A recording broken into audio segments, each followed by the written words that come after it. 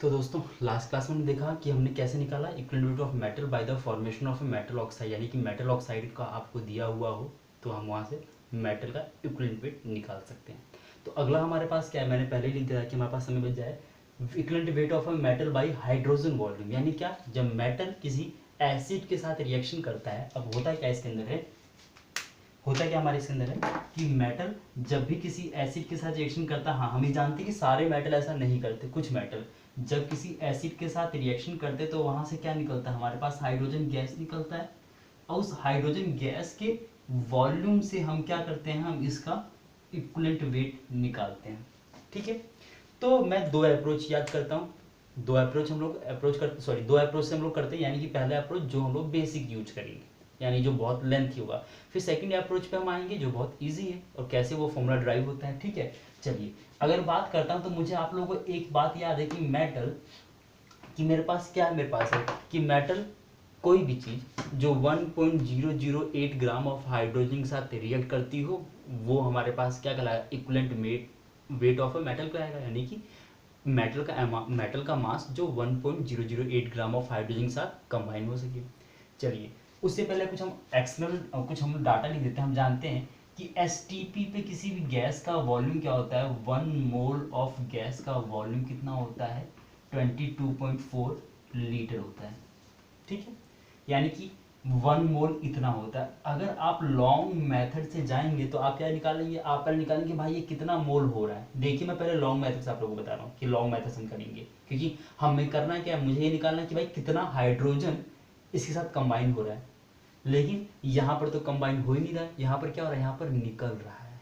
तो यानी कि हम इस तरीके से निकाल नहीं सकते।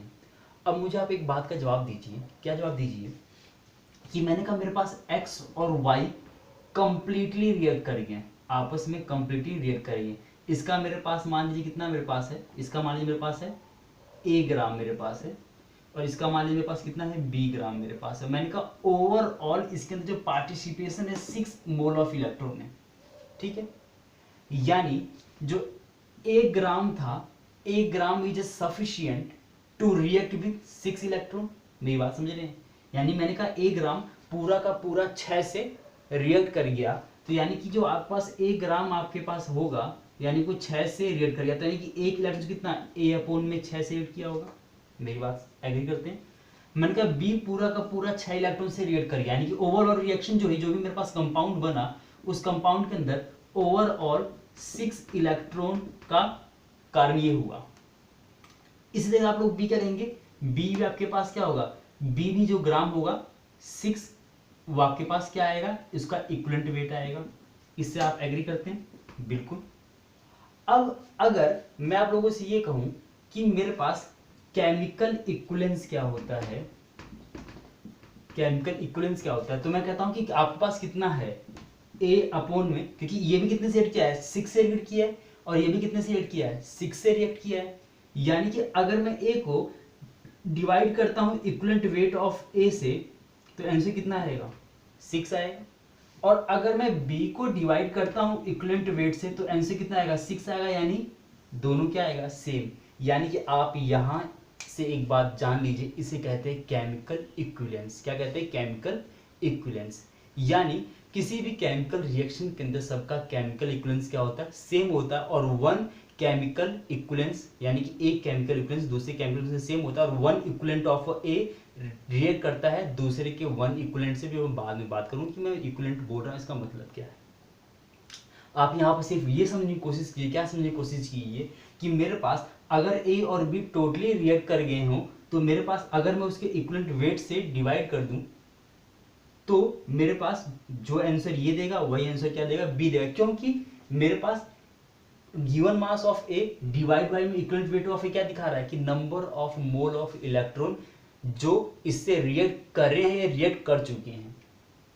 सेम मेरे पास ये उसी कंसेप्ट के ऊपर मैं इसके ऊपर आप लोगों को फॉर्मूला बताऊंगा।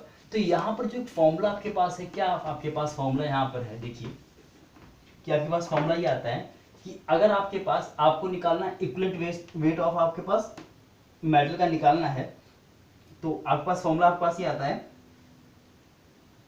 x इंटू में हाफ इंटू में वॉल्यूम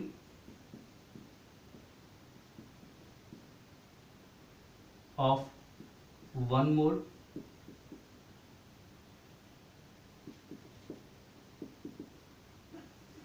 और डिवाइड बाय में आपके पास आता है volume of H2 hydrogen, not H2, हम हाइड्रोजन लिखूंगा, वॉल्यूम ऑफ हाइड्रोजन प्रोड्यूस्ड। ये फॉर्मूला होता है इक्विवेलेंट वेट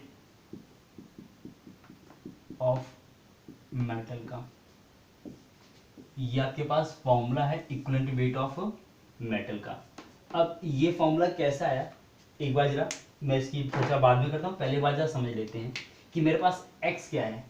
x आपके पास है, क्या आपके पास है, गिवन मास ऑफ मेटल जो कंबाइन हो रहा है, combined mass of metal.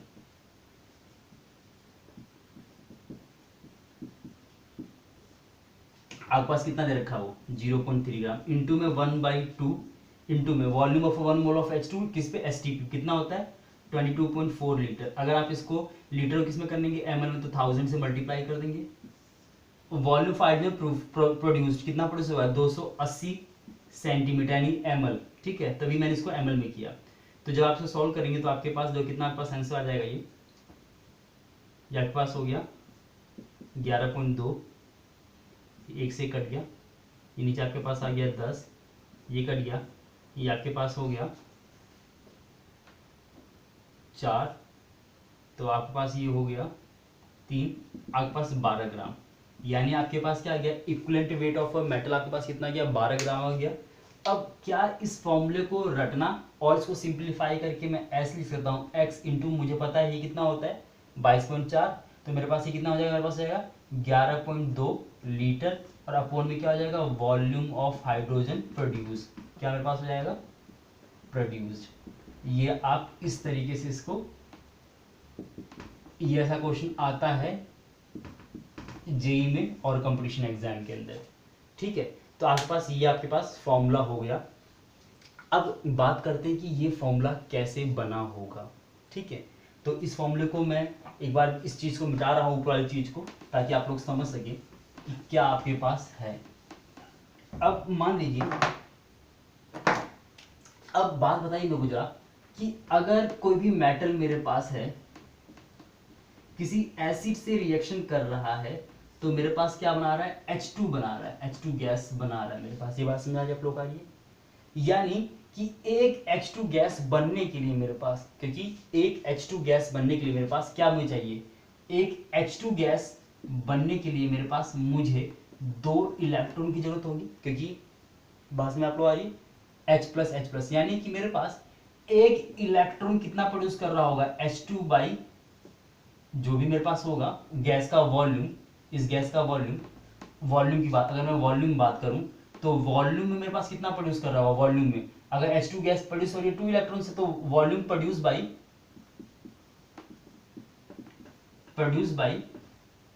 1 electron कितना प्रोड्यूस मेरे पास हो रही होगी, वॉल्यूम ऑफ H2 यानी कि 1 मोल, ये तो 1 मोल है ना। इसको थोड़ा सीधा लिखते हैं, हमारे पास जगह नहीं है, जगह की प्रॉब्लम कारण थोड़ा सीधा लिखते हैं, इसको मिटा देता हूँ, आप लोग बात ध्यान दीजिए, इसको मिटा देता हूँ मैं, ठीक है।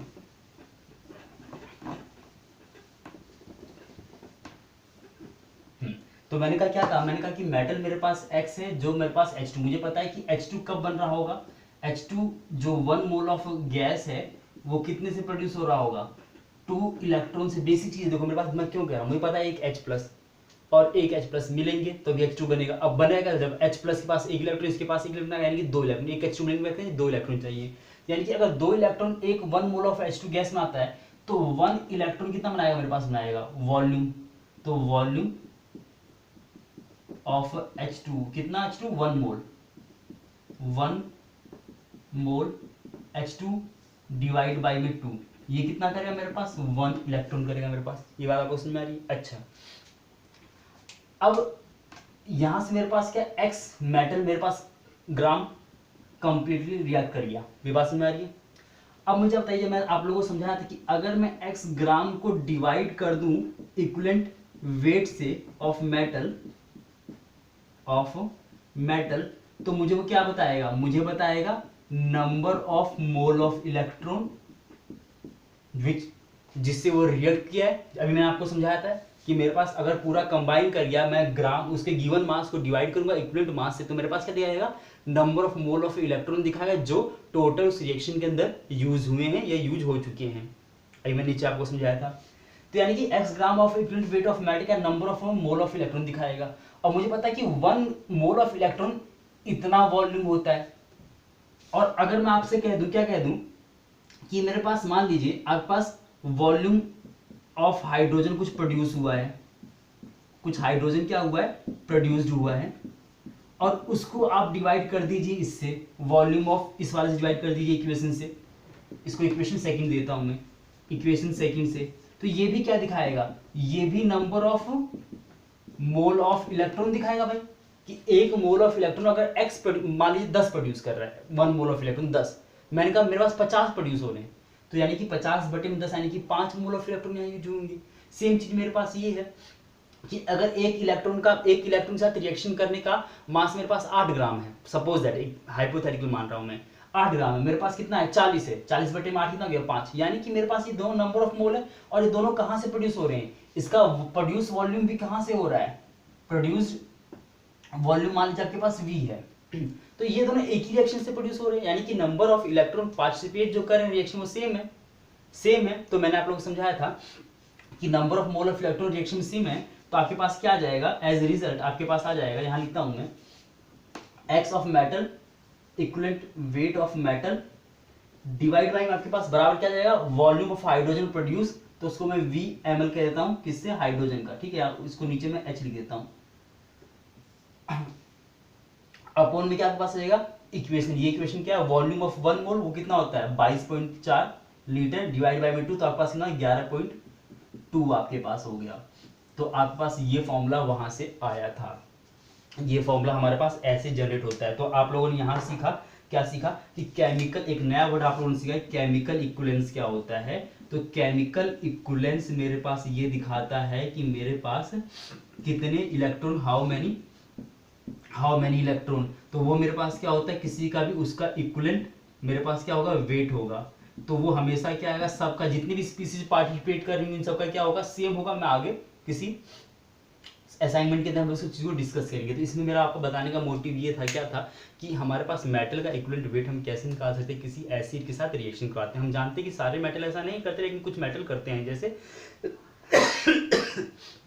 तो हम लोगों ने क्या देखा, वॉल्यूम वहां से प्रोड्यूस है, उस वॉल्यूम की हेल्प से हम क्या निकाल सकते हैं, उस मेटल का इक्विवेलेंट वेट निकाल सकते हैं। मैं आप लोगों को फिर कहता हूँ कि ये जो लेक्चर, मेरे लेक्चर बिल्कुल आप लोग केमिस्ट्री सिखाने के लिए, कि कैसे केमिस्ट्री के अंदर चीजें हो रही हैं। अगर आप लोगों को सिर्फ कंपटीशन एग्जाम का शॉर्ट वे में तैयारी करें, तो उसकी वीडियो हम लोग देंगे, जो सिर्फ जिसने देखा सिर्फ कंपटीशन के लिए होगा। हम उसके अंदर चीजें डिस्कस नहीं करेंगे, सिंपल हम फॉर्मूले बताएंगे, उसके ऊपर से हम कैसे क्वेश्चंस को शॉर्ट तरीके से कर सकते हैं वो डिस्कस करेंगे। तो इस क्लास में हमने देखा कि हमारे पास कैसे हम लोग मेटल का इक्विवेलेंट वेट निकालते हैं, अगर हमें वो ऐसी साथ रिएक्शन के बाद वॉल्यूम का ऑफ हाइड्रोजन हमारे पास पता हो। तो नेक्स्ट क्लास में हम देखेंगे कि हमारे पास मेटल, अगर क्लोरीन के, अब कुछ मेटल हमारे पास होते हैं जो क्या करते हैं, जो हाइड्रोजन नहीं निकालते, जैसे मैग्नीशियम आपके पास है, और कुछ हाइड्रोजन, और कुछ भी हमारे पास है, एल्युमिनियम हमारे पास है। तो उन लोग क्या करते हैं, उनका हम क्लोराइड बना लेते हैं। क्लोराइड मतलब उनको हम डायरेक्टली या इनडायरेक्टली क्लोरीन के साथ रिएक्शन करवा लेते हैं, और नेक्स्ट क्लास में हम लोग देखेंगे।